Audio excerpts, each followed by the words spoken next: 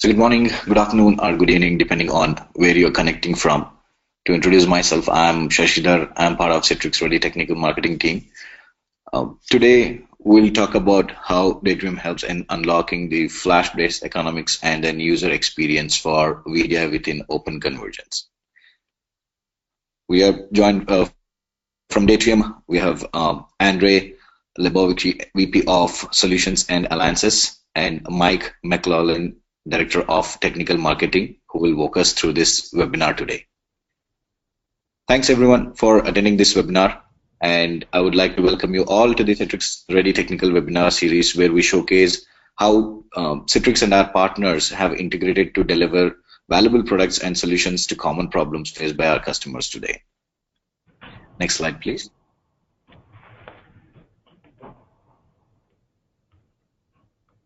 Thank you.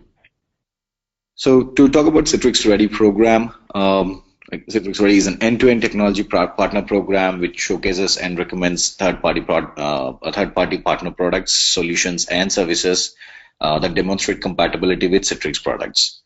Customers can easily and quickly will be able to find solutions recommended by Citrix in the Citrix Ready marketplace. You could navigate to citrixready.citrix.com and you'll find all the Citrix Ready verified products listed there. So for more information on the Citrix Ready program, please navigate to citrix.com/partnerprograms/Citrix Ready. Before we start the presentation, I would like to mention that we have few poll questions during this webinar. Please answer those.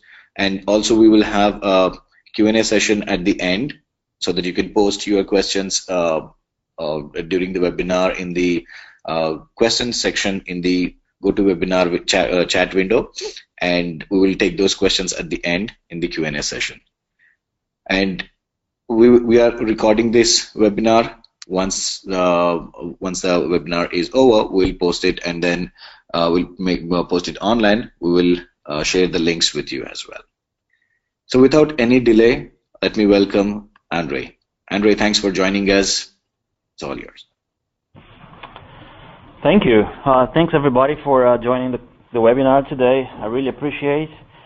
Before getting started, I just would like to run through our agenda. So of course I'm going to try to cover a little bit of VDI use cases, why we do it, why we do app remoting, and what we are actually trying to solve with VDI and app remoting. Then I'm going to cover a little bit of Daydream Open Convergence architecture and talk a little bit also about how simple it is and what use cases we try to solve or we solve in enterprises today. Then we're going to move on to Zen Desktop Administration on Daydream. And my colleague, Mike McLaughlin, will take you through some design decisions and some workload performance testing that we've done. And we'll finalize this session today with the design for a 6,000 user Zen Desktop and Zen App Pod on a single Daydream platform. So this is the agenda for today's webinar. So let's get into it. But before we go ahead, we have a polling question.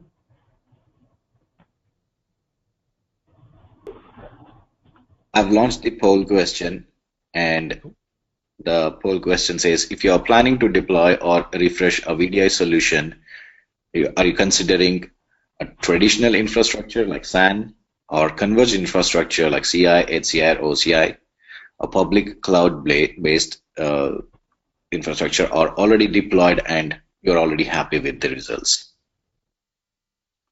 That's great. I see some responses already here. Let's give another few other seconds. Yeah, it's not surprising, the results here. So I see here 60% of the attendees are actually planning to use traditional infrastructure, SAN. 20% are considering, 27% are considering some form of convergent infrastructure, HCI, or open converged in the case of Daydream. And 9% actually looking at public cloud-based solution. very interesting. It seems that there is a heavy bias towards SAN still, and we'll cover that a little bit in this presentation. Great, thank you. So, of course, VDI has been around for a long time, also app remoting, and there are some key use cases that we have been pitching over the years as we evolve the whole story about end-user computing and mobility. So the first one is, of course, desktop transformation, simplify management of desktops across organizations, being able to centralize, simplify patch management, and this central image management. There's also green initiatives. How do you reduce carbon footprint? You save on energy. This is what we call the desktop transformation buckets. The second one is mobility, and this is more prevalent nowadays than it was probably 5-10 years ago. There's a lot of people working from home. In some industries like healthcare, mobile access is becoming very prevalent. Doctors need to go from bed to bed, and they need to be able to be in constant communication with their patients in hospitals. And also, bring your own device initiatives has also been a major driving force to enable mobility. Nowadays, I don't think companies have been enforcing devices as much as used to in the past. Here at Datum, we all have choice to bring your own devices, and we can choose what we want. And of course, IT doesn't have the capabilities of managing and maintaining all sorts of devices across the organization. So bring your own device is becoming more prevalent in large organizations. The third use case is governance, having your desktop centralized and being able to enforce those standards and patch management aligns well with the business objectives around governance and some regulatory compliance frameworks out there like HIPAA and HITECH and Sarbanes-Oxley, PCI DSS. VDI, because it's centralized and enables you to manage everything as a single unified entity, really help with governance and compliance. Security, there has been a lot of discussion around security for VDI. Should VDI and app remote be sort of a security, an option for organizations? Well, it's not so much only security, but there is definitely a security play when deploying VDI. Protect sensitive data. You can have desktops or applications that can only access data inside your organization. Can allow you to access via VPN. In some cases, we've been working with some media vendors who are producing large files like CAD/CAM and images where it's just not viable to move those images around. So having VDI in that sense also helps because it's a centralized access. And of course, business continuity. And many organizations have VDI also as a way to keep workers effectively working, even if there is a disaster, if the data center is down, if there is a natural disaster, they need to be able to access their desktop and applications. You see organizations like Red Cross providing desktops across the globe using VDI. So those are the key VDI use cases that we see out there. And what we do at Datum is provide a platform that enables you to have all these use cases in a single unified solution. But why Datum? I'm going to go very quickly over this slide because we do talk about all that during the presentation. So it's simple, it's integrated with vCenter. There's no knobs or buttons to tune or to configure. So it simplifies the life of the administrator. We do provide a better user experience with Flash and NVMe acceleration, with the concept of data locality, so the reads are always local to the servers. We do also support NVIDIA GPUs. You can bring your own servers into the solution.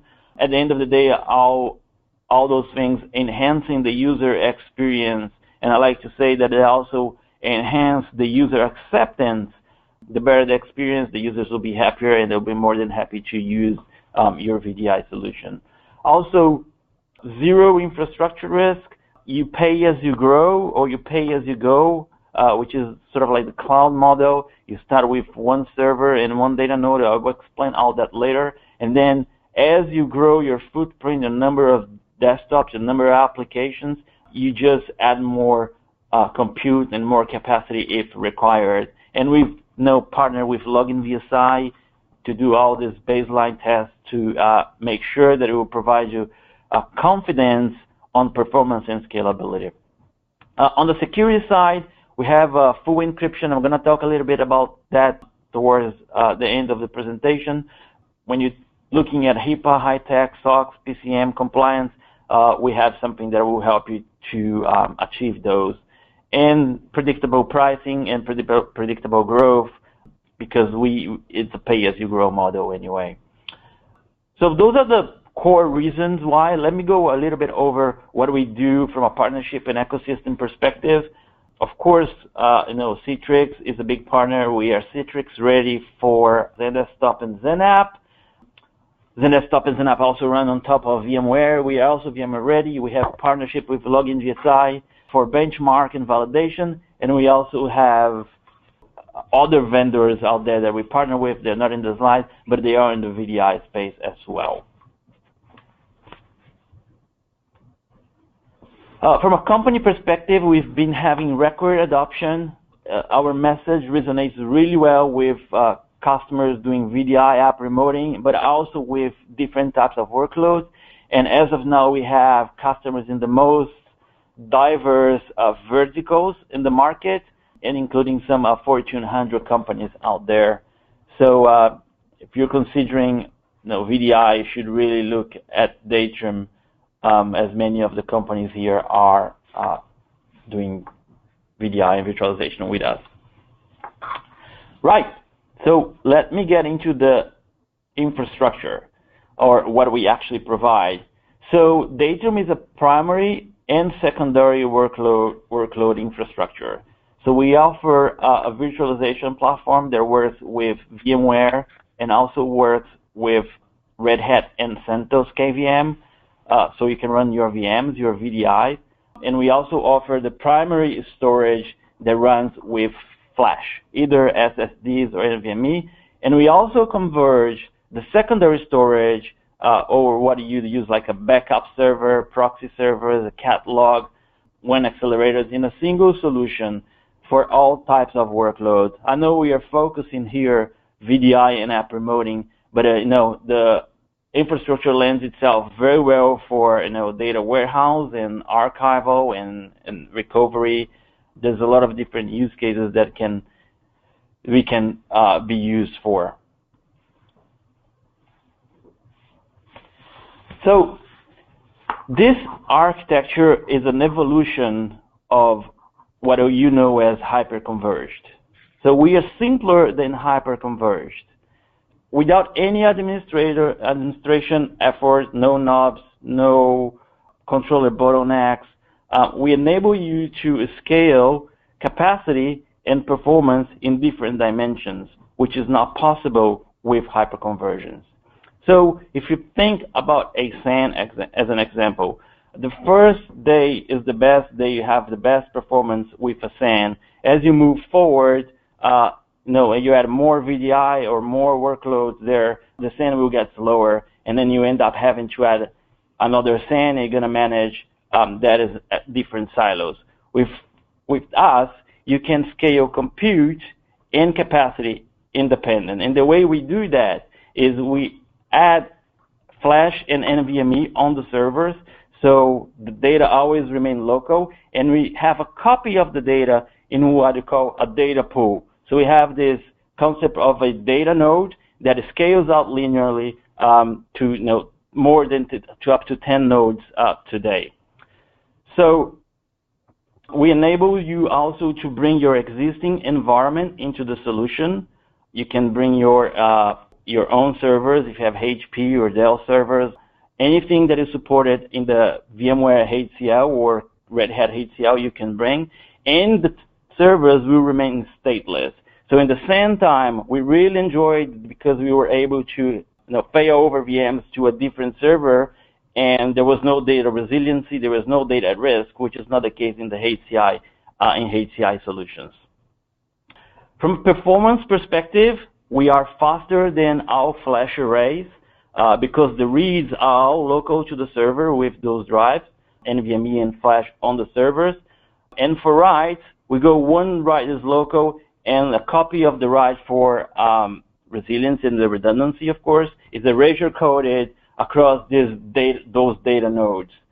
So when we look at cost, we also much cheaper than our flash arrays and also than HCI. Management, zero management. So we built this product believing that everything should work natively. So we have data reduction like compression, deduplication, erasure coding. It's always on all the time. There's not even an option to turn it off. And in many cases, this is really important because if you're managing just, few VMs, okay, you know what is good for certain types of workloads. But if you're managing hundreds or thousands of VMs, what do you do? How do you manage? Should we enable compression, deduplication, erasure coding? It just becomes very cumbersome to manage all that. And finally, we eliminate also backup silos, have one UI that you manage everything. It slaps into vCenter, HTML5, or if you're running with KVM as an example, you access it natively without vCenter, of course. And the solution was actually purpose-built as a backup system as well. So the primary data always living on the servers, being accessed from the servers, and a copy of the data and the snapshots living in this data node cluster.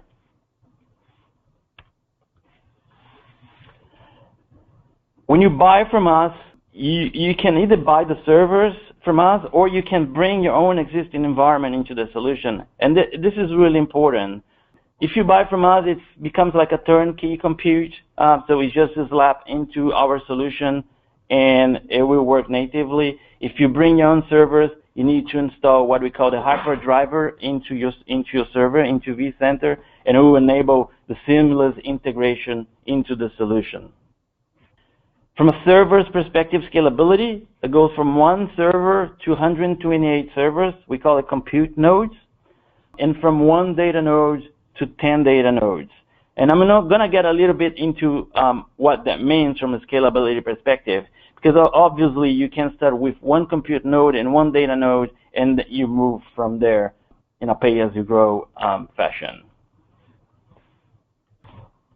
Okay? So why is it simpler than HCI? So first of all, it's integrated into your standard operations tools like vCenter. It looks and feels seamless.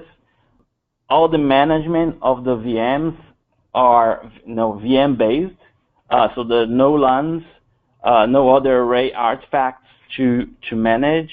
We provide native VM analytics with over 6,000 metrics across VMs like SSD IOPS, throughput, latency, real-time and historical data. We do have the same benefits as hyperconvergence created, which is the one-click software upgrade, firmware upgrades for the data node and also for the compute nodes. When you buy the compute nodes from Datrium, you can always bring your own existing investment. And many customers ask me, can I use Datrium with my new compute nodes in my old environment, like my legacy SAN and my legacy servers? Yes, you can. You can coexist with your existing infrastructure, which is not the case with hyperconverged infrastructures where you need to sort of port everything into this new environment.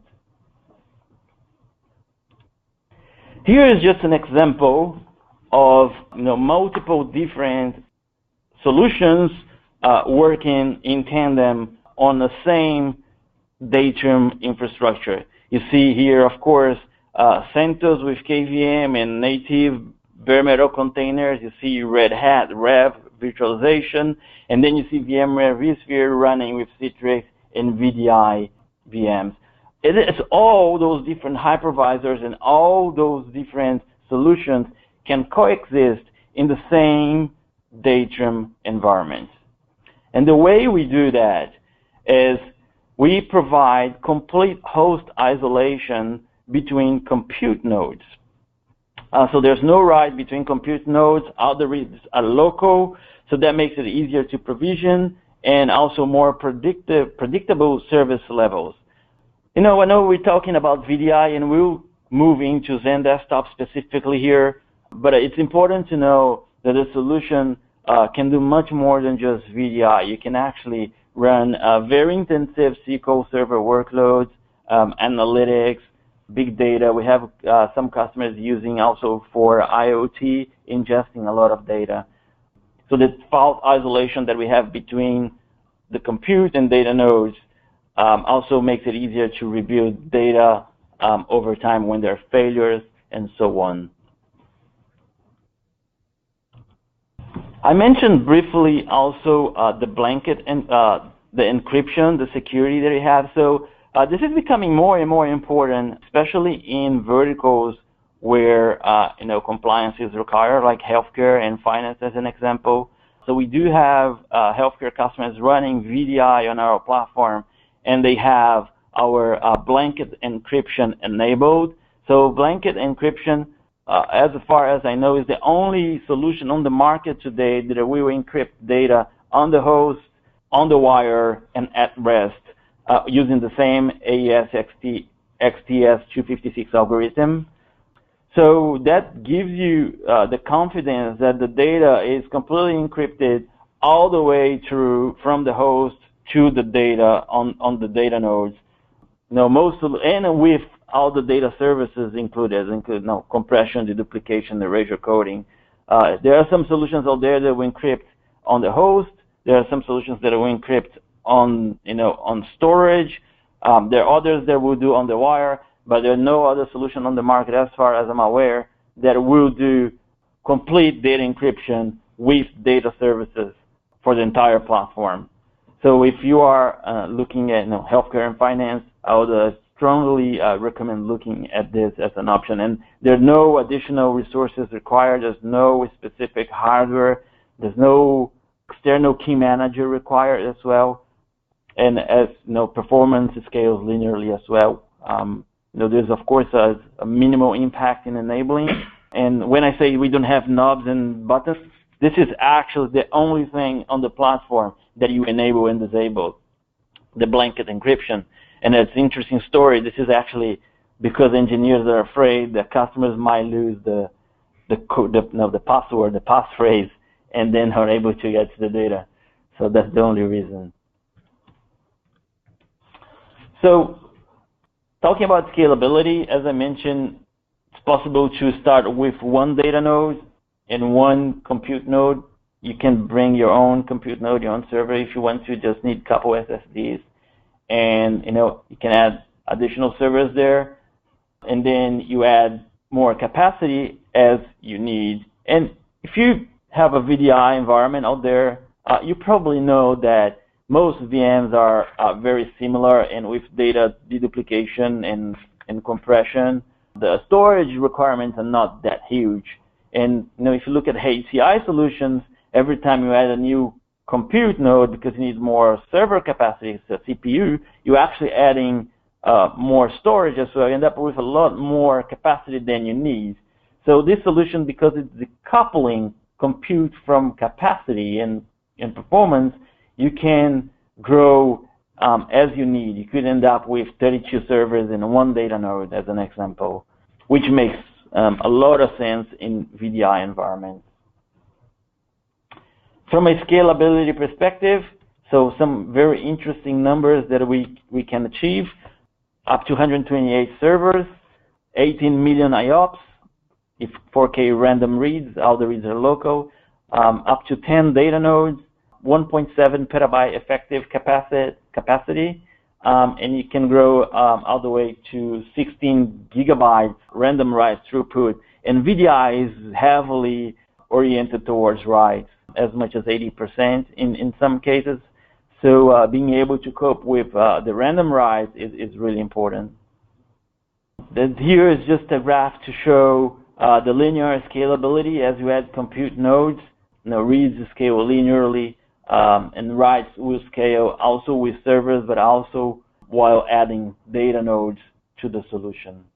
Now, what is really exciting is we have just been benchmarked by IOMark, and I'm proud to say that Datrium is the fastest and lower latency storage solution on the market in history.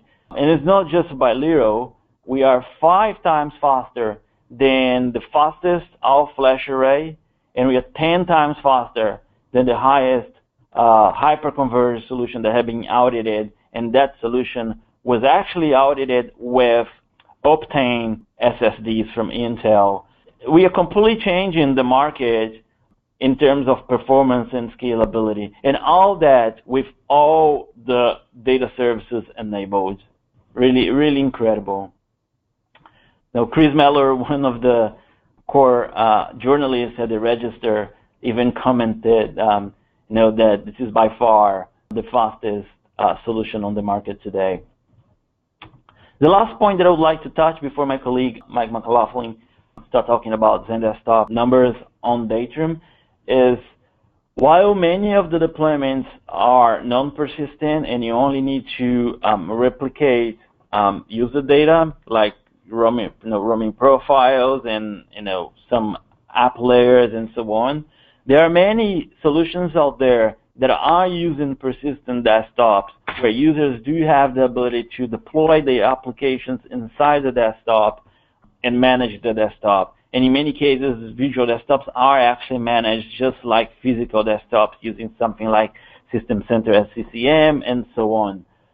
If that's the case, we do have the ability to snap and replicate for protection all those desktops across sites with a dynamic policy-based solution. So basically, once you set up a rule, any desktop that comes up with that specific name pattern will be automatically added to this protection group and replicated, and we can reinstantiate all those desktops in your DR site. So when you start talking about business continuity for persistent desktops, that becomes very important. And of course, it's secure, and we do the end-to-end monitoring. So we have another polling question now. Yeah, Andre. So the question goes, what is your biggest challenge running VDI? Poor performing desktops, or rapid growth in usage, or infrastructure delays, or scalability challenges? Do we have an option for all of the above? No? None. It looks like a head-to-head race. But anyways, we're not seeing anybody voting for the infrastructure delays or scalability challenges. Yeah, it seems the large majority have challenges with rapid growth in usage. Okay, so the ability to pay as you go, it's really convenient here. And also the second one is poor performing desktops. That used to be probably the biggest issue with desktops maybe 5-8 years ago, where the infrastructure was not ready for that, and now it's much easier. Good. In my last slide, just like to make sure that I touch upon all the things I mentioned here. We are simpler than HCI. There's no real cluster administration, no knobs. You can bring your own existing environment. You can coexist with your existing infrastructure. You're able to expand compute independent of capacity, which is critical in VDI environments where not much capacity is needed due to data deduplication and data creation avoidance techniques. faster than all-flash array. We've proved with IOMark results. You can go actually Google it. You'll see all the results out there. And also we provide an extensive solution for backup and replication with also, in the case of business applications, with granular application-specific recovery. With that, I'd like to invite my colleague, Mike McLaughlin, to talk a little bit about XenDesktop on Datrium, some login VSI results, and how we scale all the way to 6,000 desktops in a single unified platform. Mike? Great. Thanks, Andre. So you've gotten a kind of a background on what Datrium is doing and what our solution looks like at a high level. What I want to do is take the next 20 minutes or so. I've got a few slides.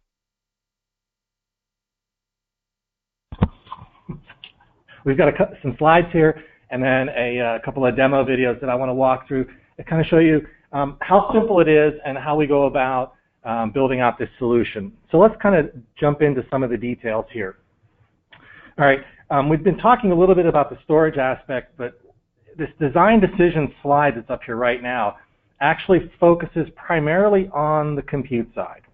And this is mainly because of the architecture and the benefits of the DVX solution. So when we look at something like XenDesktop on Datrium DVX, all right, the storage aspect, the storage performances, and that was one of the key things that came up in the questions, almost comes off of the table. And part of this is due to the fact we're putting flash on the host.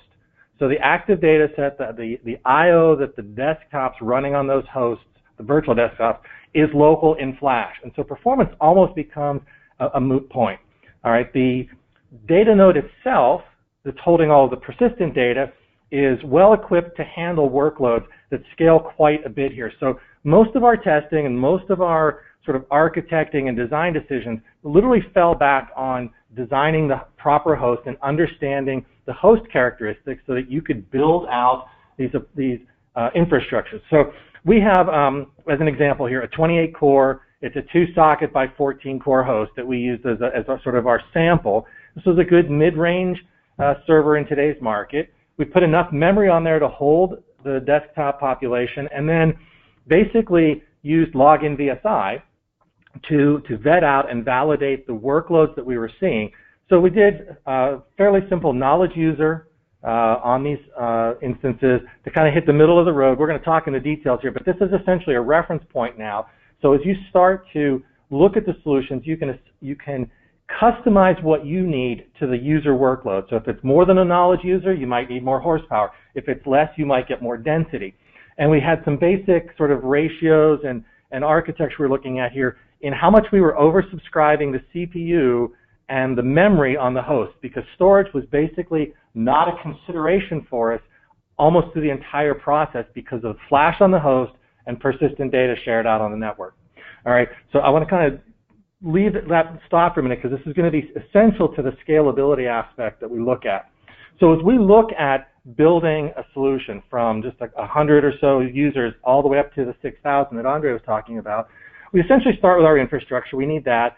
We put the data node out there, the persistent data. This is essentially going to hold the data for all of the virtual desktops in the environment, and then we layer vSphere on there and build our desktop cluster, and then this is where XenDesktop layers in. So we basically, these 28-core hosts that I talked about, were good for about 125 users, knowledge worker users, and we're going to get into how we know that.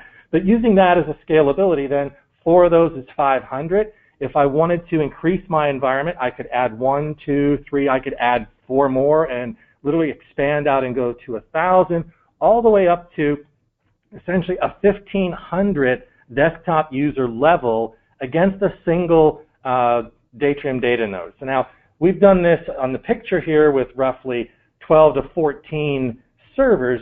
The servers that you're using don't necessarily have to be that particular one, but you need to understand the capabilities of that server. So if I had higher performing servers, I might have fewer. If I had lower performing servers, I might have a few more. I could mix and match and move my workload around if I don't have 1,500 exactly the same users as well. So architecturally, we can build out this individual piece here, and then because we have the split provisioning, we can also now add in additional data nodes. So if I wanted to scale out, let's say, to 6,000 users on a single Datrium system, it would essentially be 4 of these pods all the way up to our rack scale solution. Now, we could go to 128 compute nodes on up to 10 data nodes, but we've looked at the architecture and the sizing and what we can get basically out of the configuration, and essentially stopped here at about 6,000 users per sort of bucket of users, and that actually comes across 1 or 2 racks if you were to look at the physical layout of this. So from an architecture perspective, we're focusing in on the servers, we're building those out as sort of building blocks and reference points, attaching them to our data node, building the DVX, the compute node data node component, and essentially scaling out with as many as 1,500 users per single data node and 6,000 per complete DVX system. All right. Now, what does this look like in a Zen desktop environment? All right. So I'm going to basically have a few slides here, and then we'll get into this a little bit more in the actual demo. But it's fairly simple. We're looking at, in this case, machine creation services, where we're going to build all of these virtual desktop instances. All right. And what we want to do is basically get these on to the Datrium. And if we were to simply look, for example, at our environment here, here's 4 hosts in the VMware vSphere environment. They're sharing a data store. In this case, it's called DVX33 Data Store 1, and that happens to be the target for my Zen desktop environment. All right. So gone are the days of building out specific RAID, specific volume groups, specific storage. We basically can present a single data store that is enabled by the data node talking to all those compute nodes, present that data store to the Zen desktop environment, and basically put everything there. All right. So whether I'm looking at sort of the standard storage in the desktop, the private storage, even the user workspace, if I wanted to put file shares on my Datrium solution, I could do that as well. But essentially, all of the desktop data is on the DVX. And in being on the DVX, we get to take advantage of the host flash for servicing the data and the persistent data being on the data node for resiliency, for sharing, for replication to other sites, for security, all of the other things that Andre was talking about earlier in this presentation. All right? So it literally is that simple. Present the host to the data node, create the DVX, you get the shared data store. That becomes the target for everything in your Zen desktop environment. Build up your MCS desktops. You could even do PVS desktops this way if you wanted to. All of the data is going out on the Datrium. Just assign that to the resources inside your Zen desktop environment. It really is that simple. All right. Now, I want to come back now to some of the results and how we got to this. And we use login VSI heavily. I've been working with VDI architectures and solutions for several years now. And I find this is a really valuable tool to help understand sort of parameter changes. So whether I'm looking at task, knowledge, or power users, whether I'm looking at 100, 125, or 150 users per system, how much memory I have, what OS, these are kinds of things that we vet out here. And so we essentially build these reference points that we want to make sure that we know what we're pushing into the system, so we make recommendations to our customers. They can expect to get to those levels if they're within the guides of what we're talking about. So in this case, a single host, that 28-core host, was supporting about 125 users. We were pushing it a little higher, a little bit lower, but 125 was the good point where we were essentially at about 90% of system resources. Now, I don't want to build to that level, but I want to know what the capabilities are. Should all of the users be active? Should I have to move some desktops around? If I have to build in some high HA, sort of N+1 availability, I want to know where the thresholds are, and we're going essentially with 125 users per desktop. Now, one of the things that Andre talked about earlier was the host isolation. All right, so not only is the performance coming locally for most of the workload, and we are still storing all of the writes secured and persistent out on the data node, but the hosts don't have to worry about each other. So unlike a hyperconverged environment where the hosts have a lot of sort of sideways discussion about the file systems they're managing and where the data is, we don't see that in the Datrium solution. The host isolation essentially lets me treat each host as another container of resource, of application, of workload. And in this case, we took 4 hosts, put 125 per host, and blocked out 500 users, all right? And we can see here that the graph, this one looks a little denser, but it's essentially on the same line, that dark blue line running through the middle. And I'm going to roll back for a minute to this one, and because I want you to see that between the 960 and the 1280 marks on the left, we're still sitting right there between the 960 and the 1280 marks on the, well, on the left and right peaks of whether it's 125 users on a single host or 500 users on 4 hosts or 1,000 users on 8 hosts. However you push this, where basically each host brings its own workload, brings its own local flash for storage performance, and that was one of the things everyone sort of chimed in on, was scalability and performance were the 2 key things that the polling question came up with, and we have a way to solve that right now. We can basically bring performance through compute nodes, through the server, and with host isolation, we can scale this relatively independently, all right? One of the things that there are still a couple of storage tasks that an administrator can work around or work with. One of them I mentioned earlier was whether to encrypt the data on the DVX or not. All right, that's something that as a storage admin, as somebody who's managing the infrastructure, you need to make that call of whether you want that data encrypted throughout the DVX environment. One of the other choices that we provide you is how those hosts actually operate, and we provide essentially a fast and insane mode, and yes, that's actually what they're called, fast and insane, and there's a button per host that can be toggled. And the interesting thing here, now for VDI, what we found is the steady state workloads really didn't see any differences between fast and insane. Where it came into sort of effect was when we were doing things like login and boot storms, where the hosts were really getting taxed and there was a very sort of bursty operation. And what we did was some modeling here between basically booting 500 in fast or insane mode, and what you can see is the peaks are relatively close, so the insane mode gets a little bit more. What we're doing in insane mode is we're actually using more of the host CPU resources to service the I/O of the virtual machines on that host. All right, and what we get is lower latencies, tighter windows, higher peaks that we can service. And so for things like login and boot storms and different kinds of applications, you might find that just putting them in insane mode is the way to go. I mean, we actually deliver our compute nodes out of the box in insane mode because we found that it's kind of the ideal way to go. So that is one other choice that you have as an administrator, to tweak the hosts back and forth a little bit. And you'll need to look at the workloads that those hosts are going to be doing. Like I said, with desktops, they worked fine in fast mode, and that kind of does almost an artificial governor. So if you want to make sure you're not hitting certain thresholds regardless of what's going on, and you can wait an extra few seconds for machines to boot, then you have maybe a smoother workload. So it's a choice for you. It's one of the couple of little options left in the solution. All right. So what I'm going to do here is just I want to kind of wrap up for a minute, and then I've got 2 short videos that should take about 10 minutes to get through, and then we can wrap up the session. But what we're seeing is essentially performance is not an issue. We're getting sub-millisecond latency on storage access on local flash on the host. We see consistent performance throughout scalability from one to many hosts through host isolation. We can scale as we need, so if you need another 100 or another 200 users, just add another host or 2 to the cluster and scale out the compute load.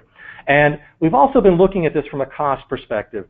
And if you step back, certainly that first bit of infrastructure might be something you've got to look at, but as you add more compute power, more hosts, you can linearly scale out. What we've done is some rough estimations here. If we look at 500 users over like a 3-year ROI, it comes down to about $9 per month per user to put a virtual desktop in their hands that works this well.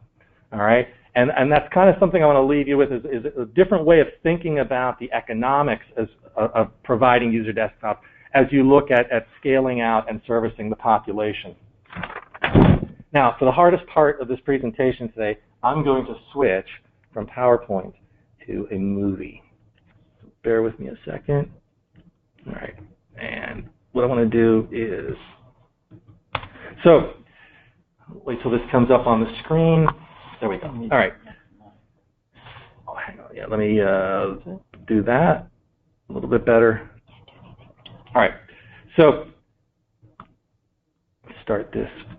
What we want to do is I had those screenshots earlier where we're basically looking at our Zen desktop environment. And I'm going to make the offer that if what we walk through in this demo here is a little hard to read or you want to see more details, give us a call. We can walk you through a very deep dive live demo with one of our solution engineers.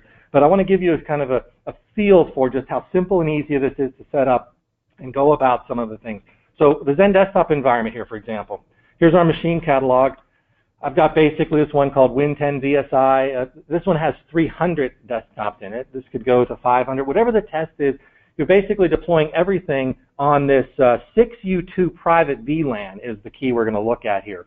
So if I go now to my hosting, that 6U2 private VLAN is one of our internal test beds, all right? And we can see in the address there that it's actually on a VMware VCSA, and the data store here, DVX33 data store. And if I were to look at how this is set up, I basically have all of my artifacts going to this DVX33 data store.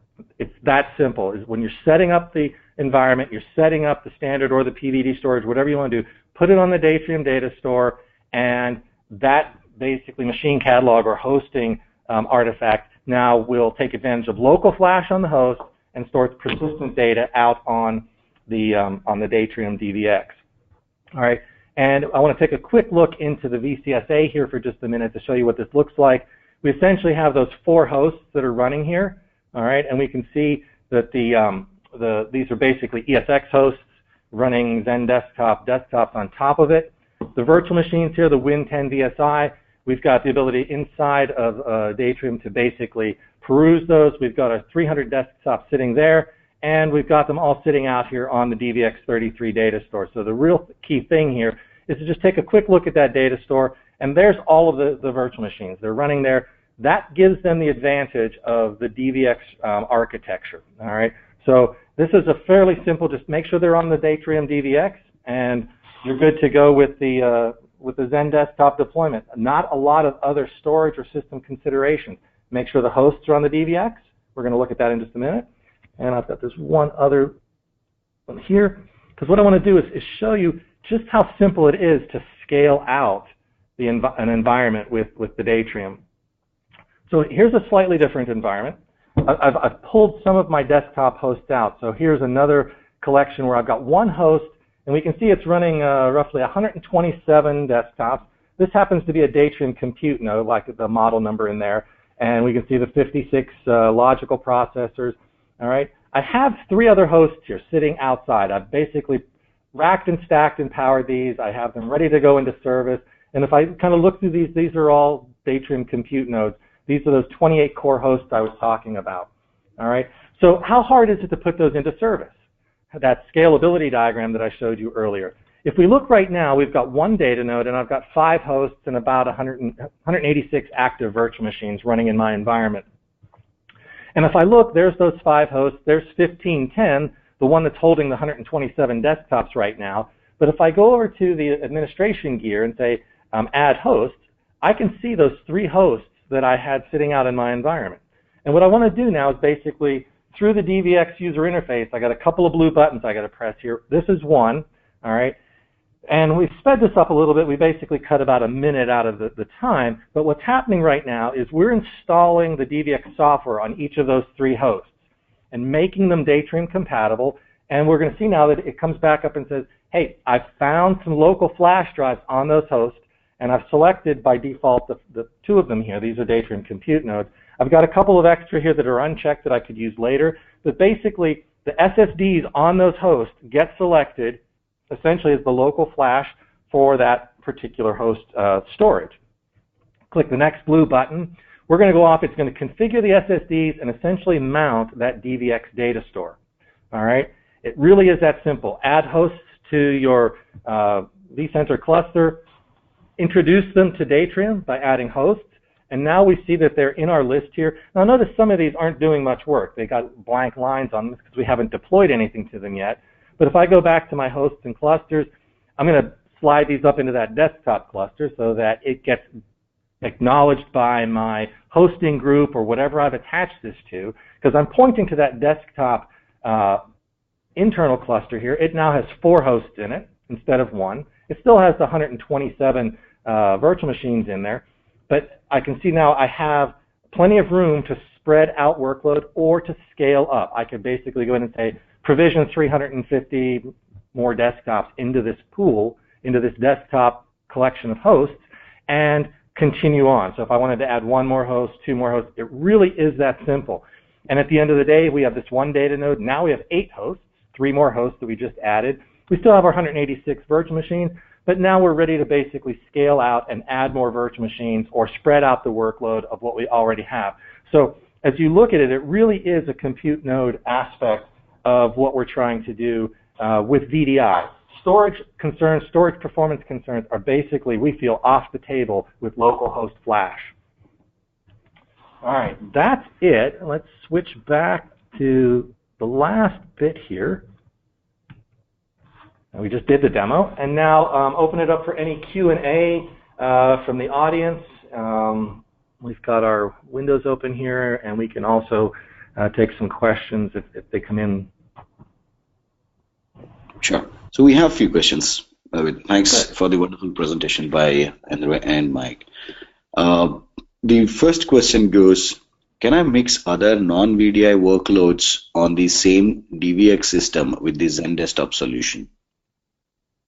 Yeah, absolutely. So we were focused today on Zen Desktop and how to look at building and scaling and how we sized that.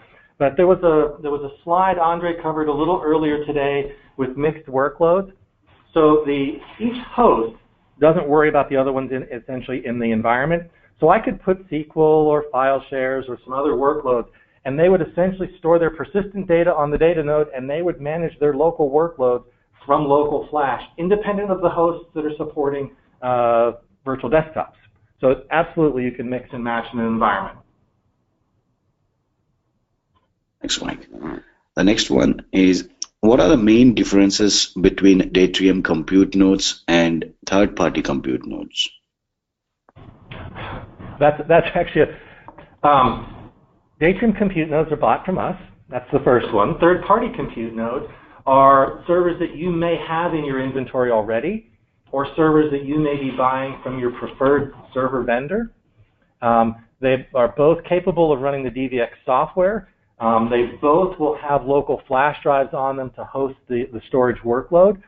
The key thing is we can mix and match those as well. So in an environment where I have existing servers, or I might want to buy something new, or let's say the Datrium compute node doesn't meet my criteria. I want something either with more memory or different cards in it or something. I'm free to go out and buy those from another server manufacturer, bring them in, and add them to the DVX environment. So at the core, they're just servers to us. Where you source them, what they have on them, the openness, that's part of the open converged platform that we're talking about here. So third party and Datrium compute nodes, very similar, slightly different acquisition. Thank you, Mike. The third one is, how can I protect the desktop infrastructure with DVX? Okay, I don't think we had enough time to get into that today in detail, but built into the DVX is a fundamental snapshots and replication. We talked about it a little bit about moving data offsite. Built into the DVX platform is the ability to essentially take snapshots of your core infrastructure, user data, desktop images. You can store those locally or even replicate those to another DVX system if you wanted to. So there are built-in mechanisms for conveniently protecting the data as well. Thank you. So considering the time, we'll have the last question now. When do I need to scale capacity or data node versus performance or a compute node? It's funny, I think that question almost answers itself. So if I need more storage, if I need more persistent capacity, our data nodes have a particular architecture. The specs are out on our website. So if I need more storage capacity, either for snapshots or user data or application data, I'll need to scale capacity that way.